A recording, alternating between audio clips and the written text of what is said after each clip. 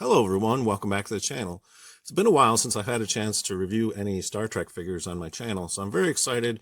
In this video, we're going to take a look at two brand new Mego figures, Commander Will Riker and Lieutenant Commander Geordi LaForge. These are both from Star Trek Next Generation, and these, I believe, were released in 2021, although I don't think they actually started showing up until this year, 2022. So I was able to order both of these from a Big Bad Toy Store. So far, I haven't seen any of them at retail. I know that some of them have shown up at local Target stores in various places, but I haven't seen them at all. So my visits to Target have been, for the most part, pretty disappointing in terms of finding new Mego figures. I had one visit that was pretty lucky. I found some of the Hammer Horror figures, but yeah, for the most part, I haven't really found too much. So I'm very happy to have these, and these do represent a bit of an upgrade in terms of the way Mego has been handling these figures. As you can see, they've done more detail on the uniforms than they did in the initial release of Picard and Data. So yeah, it's they got a separate piece for the communicator pin. And just the overall tailoring on the uniform looks quite a bit better. And I can show you side by side the difference. So this is what Picard looks like. And as you can see, yeah, that top part of the uniform looks a whole lot better. I really like what they've done in terms of improving the look of this. So, and with Commander Riker, I think, yeah, the detailing on the face and everything looks pretty good. It does very much look like Jonathan Frakes as he appeared in the series. And this is, of course, the bearded version.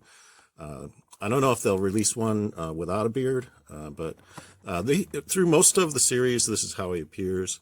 So I think it's really just that first season where you see him without the beard. So yeah, it looks pretty good. And he comes packed in with phaser, just like the other two figures that they released. And I'm kind of surprised that they haven't released a lot more characters in this series.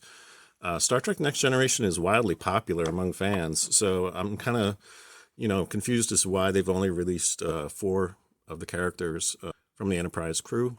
So, and on the back you can see a picture of Commander Riker, and then the detailed write-up here on Marty Abrams, and then credit given to the various contributors is down here.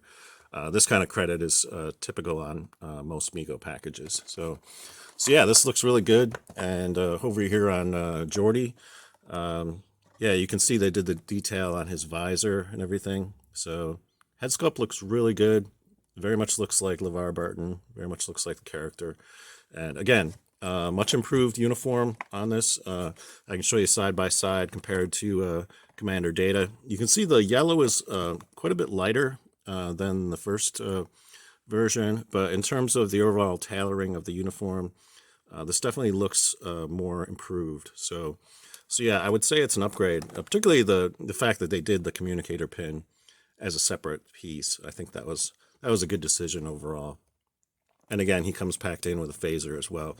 I'm kind of surprised none of these characters come with a tricorder, especially Data. They probably should have done a tricorder accessory with his character because he is, sort of a science-oriented character. Same with Geordi. Geordi, although he initially was the pilot of the ship, that was sort of the interesting aspect of his character initially.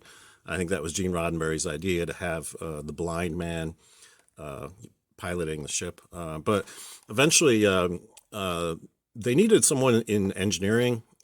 So eventually Geordi got promoted to chief engineer. And that was a really good decision.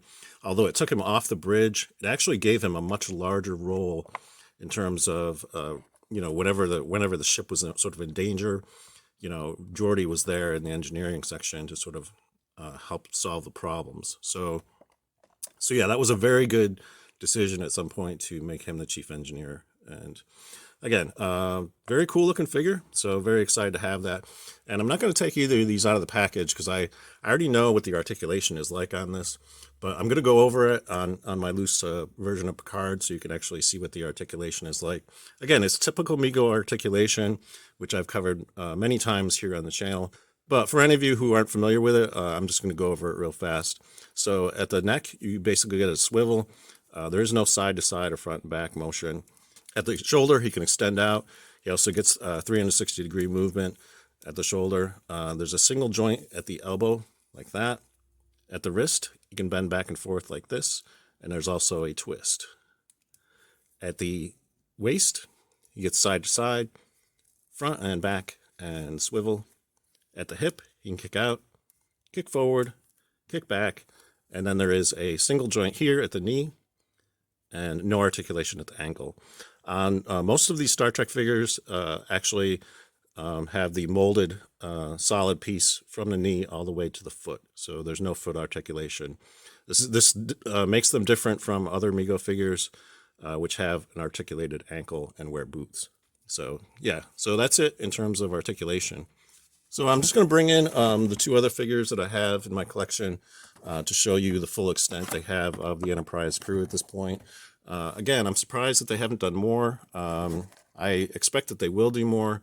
They have a Topps exclusive Worf that they released. I missed out on that, but they will be doing a re-release of Worf in a different uniform. So eventually I will get a version of Worf at some point. I think the delivery date is estimated to be July for that. So I will get at least one more Enterprise crew member at that point. So that's kind of exciting. That's pretty much all I have for you today. If you enjoyed this video, please give it a thumbs up. And if you'd like to see more reviews of Star Trek characters in the future, think about subscribing to the channel because I plan on covering a lot more of this in the future. Until next time, I hope you're having a great day and live long and prosper. Thanks for watching.